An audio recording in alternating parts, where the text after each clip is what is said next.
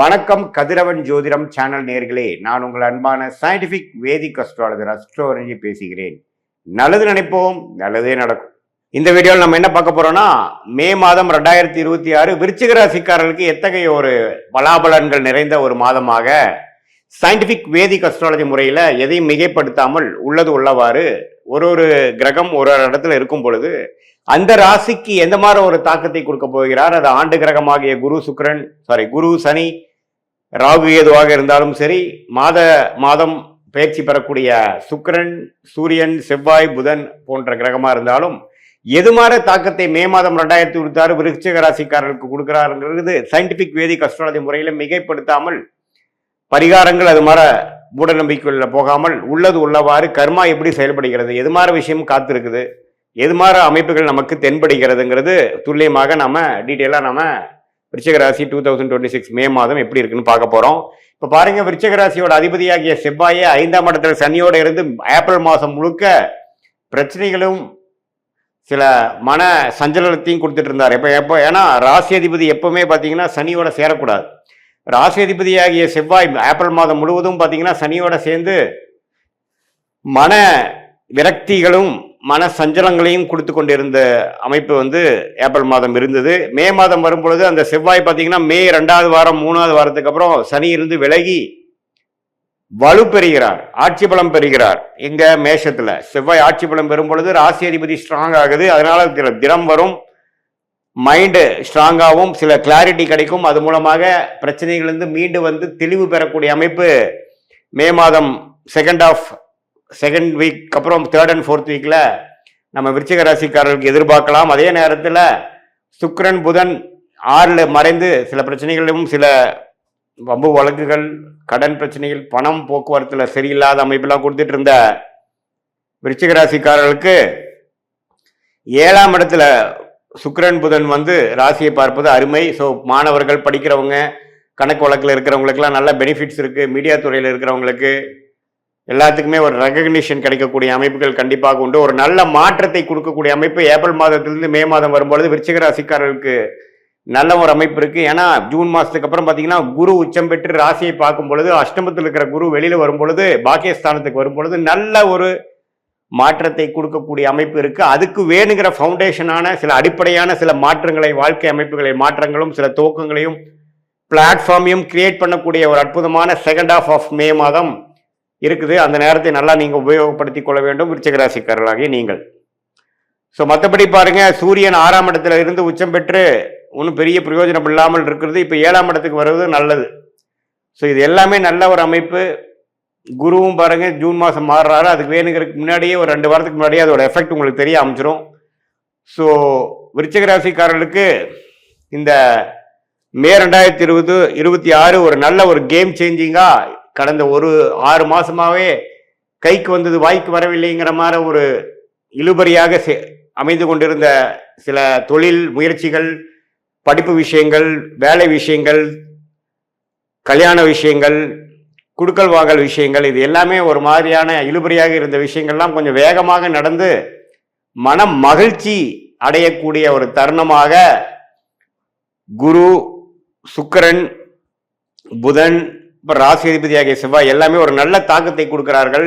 அதுவும் ஜூன் மாதத்துக்கு அப்புறம் ஒன்றுமே மனம் சஞ்சலமிலிருந்து வெளியில் ஓரளவுக்கு உற்சாகத்தோடு வாழக்கூடிய அமைப்பு இருக்கிறதுனால இந்த மே மாதம் ஒரு நல்ல ஒரு துவக்கத்தை கொடுக்குங்கிறத நீங்கள் தெரிஞ்சுக்கணும். இது எல்லா வயதினர் மாணவர்களாக இருந்தாலும் சரி, இல்லத்தரசிகளாக இருந்தாலும் சரி, நடுத்தர வயதினராக இருந்தாலும் சரி, இளம் வயதினராக இருந்தாலும் சரி, சீனியர் சிட்டிசன்ஸாக இருந்தாலும் அவங்களோட வாழ்க்கைக்கு தகுந்த அமைப்புகளில் வேலை, தொழில், ஹெல்த் முயற்சிகள், பண விஷயங்கள், வாழ்வாதாரங்கள், அதில் எல்லாத்துலேயுமே ஒரு நல்ல மாற்றத்தை கொடுக்கக்கூடிய அமைப்பாக 2026 மே மாதம் விருச்சிக ராசிக்காரர்களுக்கு இவ்வளவு நாள் கஷ்டப்பட்டதில் சில விஷயங்கள் நடந்ததுரா சாமிங்கிற மாதிரி ஒரு பெருமூச்சு அடையக்கூடிய அமைப்புகள் இருக்கு. சில புதிய தொடர்புகள் வரும், சில கான்டாக்ட்ஸ் மூலமாக சில பெனிஃபிட்ஸ் வரக்கூடிய அமைப்புகள்லாம் இருக்கு. காதல் திருமணம் எதிர்பார்க்கிறவங்களுக்கு நல்ல காதல் கூடுற அமைப்பு, பெற்றோர்களின் சம்மதம் கிடைக்கக்கூடிய அமைப்பு.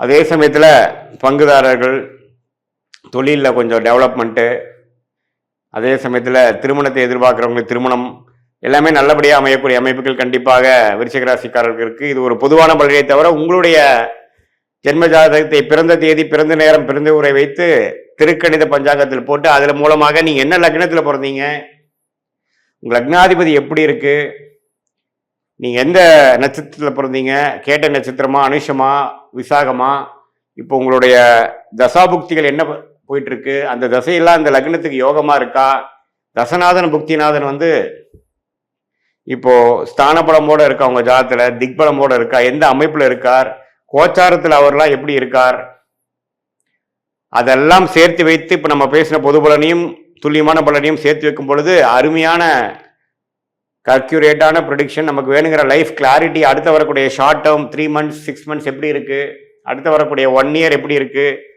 எது மாதிரி லைஃப் கோல்ஸ் நமக்கு அச்சீவ் ஆகிற மாதிரி இருக்கு, டைம் லைன்ஸ் என்ன, எந்த நேரத்தில் எது நடந்தால் நல்லது, எப்படி நடக்கிற மாதிரி இருக்கு, திருமண விஷயங்கள், வேலை மாற்றங்கள், ப்ரொமோஷன், கடன் அடைதல், ஃபினான்ஷியல் க்ளோரி, இது எல்லாம் நம்ம வாழ்க்கையில எப்போ நடக்கக்கூடிய அமைப்புகள் இருக்கு.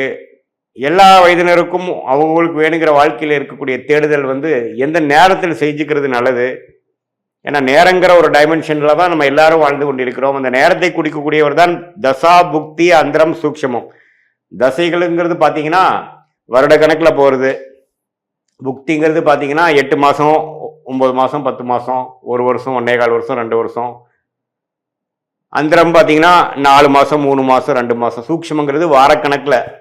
இது எல்லாம் எப்படி உங்களோட ஜாதகத்தில் இருக்கிறத வைத்து அவ்வளோ டீட்டெயிலாக நம்ம பார்த்து அதுக்கு தகுந்த மாதிரி முடிவுகளை எடுத்து தேவையற்ற முடிவுகளை நாம் அவாய்ட் பண்ணி தவிர்த்து, தேவையற்ற பண விரயங்கள், தேவையற்ற பொருள் விரயங்களை தவிர்த்து, ஏன்னா நம்ம ஒரு 1000 வருஷம் வாழ போகிறது இல்லை, நாம் வாழ்றது நம்ம 70-80 வருஷம் தீர்க்காயுசு இருக்கும் பட்சத்தில். அதுலேயுமே பார்த்தீங்கன்னா வேலை தொழிலுங்கிறப்போ ஒரு 30-40 வருஷம் தான் நம்ம வந்து கரெக்டாக பண்ண போகிறோம்.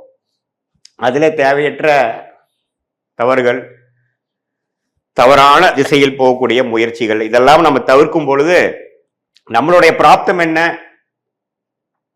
நம்மளுடைய தோஷங்கள் என்ன, என்ன கிரகங்கள் நமக்கு யோகமாக இருக்கு, எந்த நேரத்தில் எந்த மாதிரி விஷயங்கள் போனால் நமக்கு சீக்கிரமா நடக்கும், குறைந்த எஃபோர்ட்ல நல்ல லாபங்கள் வரும், அது மாதிரி விஷயங்கள்லாம் தெரிந்து அதுக்கு தகுந்த மாதிரி ஃப்ரஸ்ட்ரேஷன் ஆகாமல், ரெஸ்ட்லெஸ் ஆகாமல், பொறுமையாக இருந்து வாழ்க்கையில் அந்தந்த நேரத்தில் அந்தந்த விஷயத்தை செய்து சாதித்து வாழ்க்கையில் நம்மளுடைய குறிக்கோள்களை அடைந்து கரெக்டான சாய்ஸஸ் எடுத்து தவறான சாய்ஸில் போய் வாழ்க்கையை முடக்கி கொள்ளாமல் சயின்டிஃபிக் வேதிக் அஸ்ட்ராலஜி முறையில் நம்ம தெய்வாம்சம் பொருந்திய ஞானிகள், இந்திய வேத ஜோதிட அடிப்படையிலான தெய்வாம்சம் பொருந்திய இந்த சாஸ்திரத்தை அருளியிருக்காங்க நம்ம ஞானிகள். அதை வந்து தவறான முறையில் பரிகாரங்கள் அது மாதிரிலாம் போகாமல் ஒரு கிரகம் எப்படி இருந்தால் எப்படி இருக்கும், எது மாதிரி கர்மாவை கொடுக்குது, எந்த நேரத்தில் எது செஞ்சால் நல்லது அப்படிங்கிறத நம்ம பாஸ்ட் லைஃப் எப்படி இருந்ததுங்கிறதையும் வைத்து பார்த்து செக் பண்ணிட்டு ப்ரெசென்ட் எப்படி இருக்கிறது பார்த்து அப்புறம் அதை வச்சு future long term and short term எடுக்கிற முடிவுகளை சரியான முடிவாக எடுக்கும் பொழுது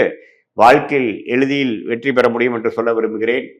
மீண்டும் மற்றொரு காணொளி சந்திப்போம். நன்றி, வணக்கம்.